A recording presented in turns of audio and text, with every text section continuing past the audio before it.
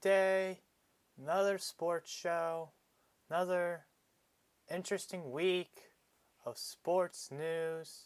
This is the ZK Sports Show. Welcome back, everyone. So you're here, make sure you subscribe, hit the bell with notifications on when videos are uploaded. We have lots of stuff to talk about today. Of course, we have a punter getting into some stuff, as you can see here. Tauren Prince, I think is how you pronounce that name, got into some stuff.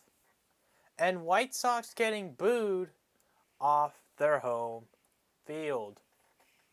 So, let's begin with our first story. So our first story is Bills coach Sean McDermott learns new information on punter Matt Araiza's rape allegations. This has been tense. So, Bills head coach Sean McDermott said he has learned new information in the last day concerning the rape allegations his punter Matt Araiza faces, and that he wants to learn more. You know, with this kind of stuff, you don't expect a punter to do this kind of stuff. You expect maybe a quarterback or maybe a different position. Like I expect, maybe a cornerback to do this. I don't know. But a punter or a kicker to do criminal stuff? Like, that's kind of crazy. But I think this is what McDermott has said. I would say there's been some new information in the last 24 hours. And I'm not going to deny that. And that's why I have more work to do on this, McDermott told reporters at the Buffalo's 21-0 preseason loss to the Panthers in Carolina on Friday. I'm more trying to find a solution-oriented right now, and that's why I'm headed. And that's where we need to be headed. So that's what he said. Honestly, I guess that's him talking. Still, McDermott declined to reveal whether he was made aware Araiza has been accused of rape, declined to reveal insight into Araiza's character, declined to state whether he was pleased with the team's response to the allegation, declined to state whether Araiza would remain with the team, and declined to state Araiza's denial. So, it's a matter to find the truth. At the end of the day, McDermott said, the goal is find the truth and do the right thing.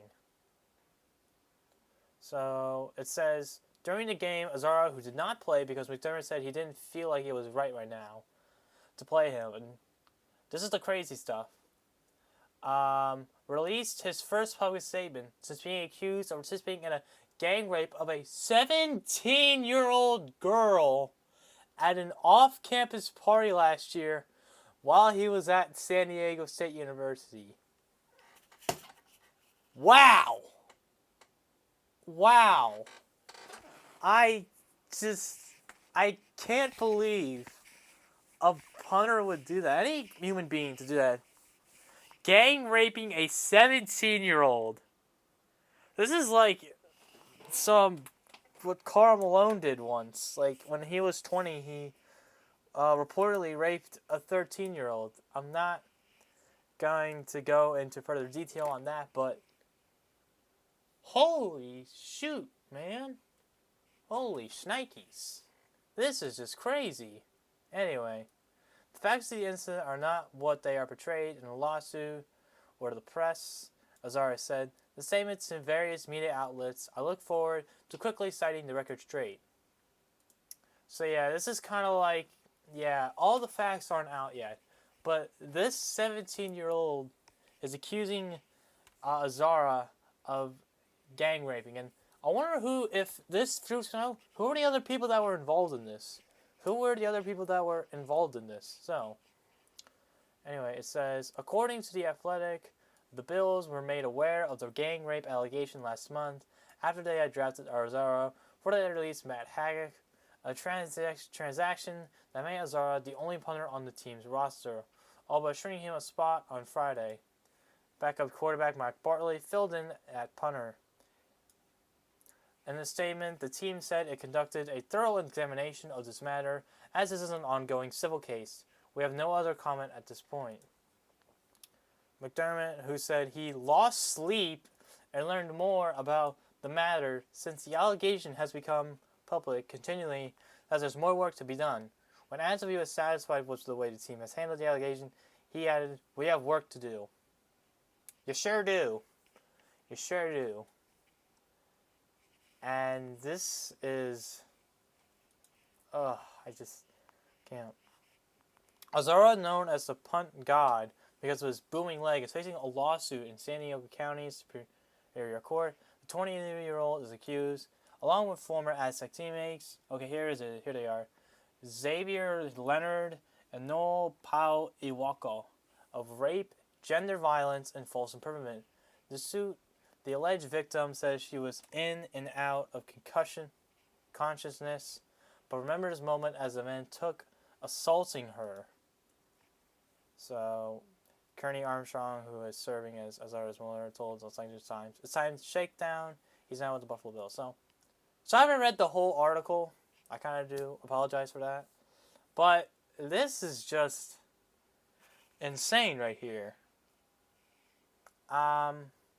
I'm not sure how this will all go down.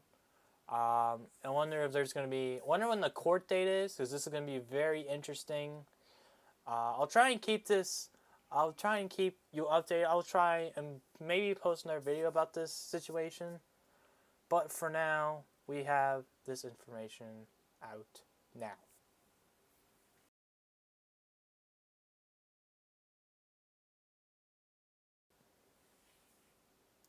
Alright, so next up is... I think I mispronounced his name in the beginning. It's Tauren Prince, not Tauren Prince. I thought it was Jaru for a minute, but it's Tauren Prince. So, Minnesota Timberwolves Tauren Prince arrested for warrant for drug weapons charges in Texas.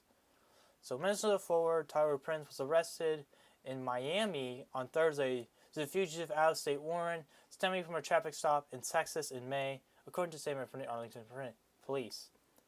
Prince was pulled over in Dallas because of an expired registration. Police say they found 2 handguns, a vape pen containing THC, and a canister of Mary Jane inside of Prince's car. Prince was charged with unlawful carry of weapon, possession of weed, and possession of a controlled substance. Arlington police say test results on vape pen came back recently, which is why the warrant for Prince's arrest took 3 months.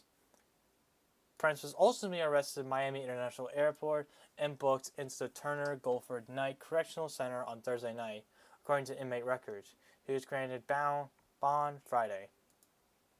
So this guy got arrested for, as you can see here, unlawful carry of a weapon, possession of marijuana, possession of a controlled substance. So this is what the police report said. You know, again, this is not as insane, but still pretty crazy. This isn't probably not being as talked about much as the previous story, but this was a traffic stop in Miami and Texas. I think they have pretty strict laws on like weed and stuff, so I'm not sure why he was carrying that stuff around. I don't really have an opinion on the legalization of marijuana and stuff. I don't really care for it, but assuming unless they were prescribed to him, I think that's the law in Florida, then he can't have it. And unregistered expired tag, you have to get your tags registered, you know, because the police will try and get you for that kind of stuff. THC, isn't that weed, I guess? And then 2 handguns, so it looked pretty suspicious, you know, I guess. It looked kind of suspicious, like he was going to do something or something. So, anyway, it continues down here. Ken Shaffer's Prince attorney told People's Magazine that apparently in last week and a half, they issued a warrant for his arrest because they recovered 1/100th of an ounce of THC, which is probably the smallest amount you can have. In a statement Thursday, Timberwolves said they are aware of the situation and they are gathered more information. The team signed Prince to $2 million, $6 million contract extension in June. This past season, Prince established himself as a solid rotational player on the Timberwolves team that returns to the Western Conference playoffs, averaging 7.3 points and 2.5 rebounds a game in 17 minutes. So my opinion on this story is, I guess, just make sure whatever you're kind of doing, or just don't do it entirely, because many people are opposed to marijuana, many people aren't. But you got to be aware of, I guess, the laws in your country and stuff, the laws in your state. And apparently he didn't really follow it. He did get bailed out by Bond, so I guess that's good for him, I guess. But this is going to be kind of a small story, I guess. Not typically a huge one. So that is it on that. Alright, so our last story now is the White Sox get booed off their field at home. So the White Sox season hasn't gone as the organization or fans hoped, as the team currently sits 4 games behind in the AL Central and 6 games back of the final wildcard spot. The tough season continued Friday night when the Chicago lost 7-2 to the Diamondbacks at home, the team's final 4th loss in their last 5 games. As a result, White Sox fans weren't afraid to share displeasure with the club as they booed them heavily during the game. After the game ended, manager Tony La Russa said he doesn't blame the fans for their booed.